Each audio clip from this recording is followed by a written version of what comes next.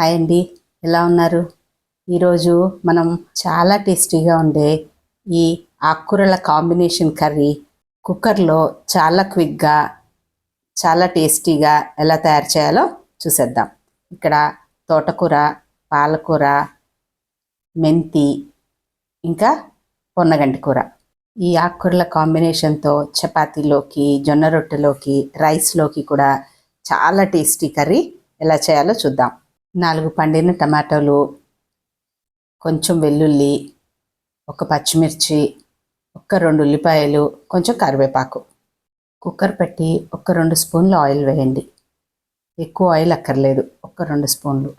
Oil వేడెక్కాక కొంచెం తాలింపు గింజలు, ఎండుమిర్చి ఫ్లేవర్ దీనిలో బాగుంటుంది, తప్పనిసరిగా వేయండి. తర్వాత కట్ చేసి పెట్టుకున్న ఉల్లిపాయ, కరివేపాకు, ఒక పచ్చిమిర్చి. ఇది కూడా పెద్దగా వేగక్కర్లేదు. ఉల్లిపాయ బయట అక్కడక్కడ తగులుతుంటేనే కర్రీలో బాగుంటుంది.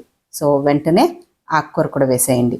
అన్ని ఆకుకూరలు, తోటకూర, పాలకూర, మెంతి, ఇంకా పొన్నగంటి కూర.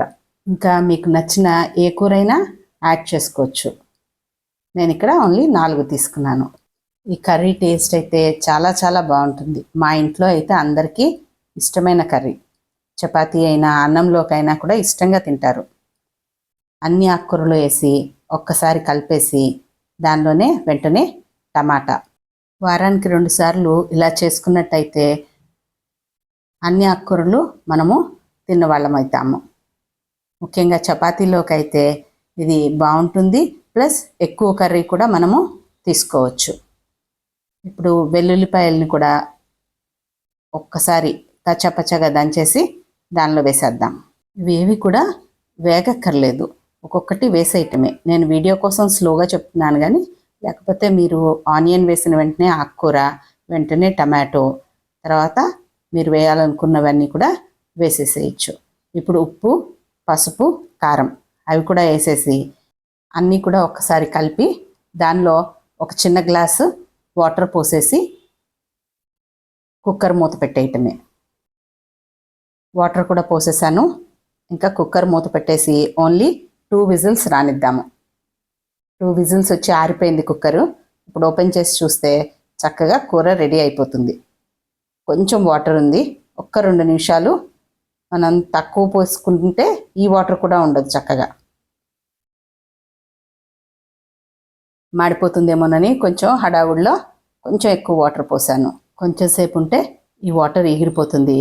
కూర దగ్గరగా చాలా బాగుంటుంది. ఆకుకూరలు తినాలి కదా, కాబట్టి ఇలా 4 రకాలు తిన్నట్టు ఉంటుంది. మనకి మంచి టేస్టీ కర్రీ కూడా రెడీ అవుతుంది. ఇలా ఒకసారి ట్రై చేయండి. ఇది ఏమీ న్యూ కర్రీ కాదు, కానీ మనం ఒట్టి తోటకూర, ఒట్టి పాలకూర చేసుకునే వాళ్ళకి ఇలా కలిపి చేసుకోమని ఒక చిన్న సలహా.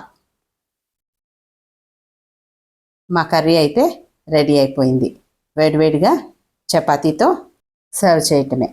మీరు ఎప్పుడు ఇలా మిక్స్డ్గా చేయకపోతే కనుక ఒకసారి తప్పనిసరిగా ట్రై చేయండి. చాలా బాగుంటుంది, చాలా నచ్చుతుంది మీకు డెఫినెట్గా.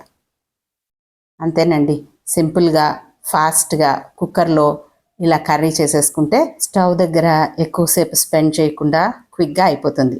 వీడియో చూసి సపోర్ట్ చేసినందుకు థ్యాంక్ యూ.